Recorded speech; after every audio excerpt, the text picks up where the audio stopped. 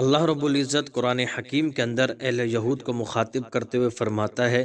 وَإِن كُنتُمْ فِي رَيْبٍ مِّمَّا نَزَّلْنَا عَلَىٰ عَبْدِنَا، اگر تم اس کتاب کے بارے میں جو ہم نے اپنے بندہ خاص پہ اتاری ہے شک میں مبتلا ہو تو فَأْتُوا بِسُورَةٍ مِّن مِّثْلِهِ، کہ اس قرآن کی مثل ایک چھوٹی سی سورت لے آؤ۔ اللہ فرماتا ہے اگر تم اکیلے یہ کام نہ کر سکو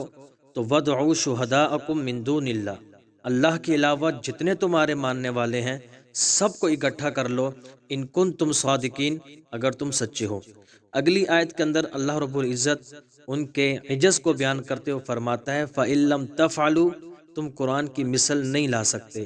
وَلَن تَفْعَلُوا، تم ہرگز نہیں لا سکتے، تو فَاتَّقُوا النَّارَ الَّتِي وَقُودُهَا النَّاسُ وَالْحِجَارَةُ، ڈرو اس آگ سے جس کا ایندھن انسان اور پتھر ہیں، اعدت للکافرین، جو کافروں کے لیے تیار کر رکھی ہے۔ امام جلال الدین سیوطی علیہ رحمہ، آپ نے اپنی کتاب الاتقان فی علوم القرآن کے اندر لکھا،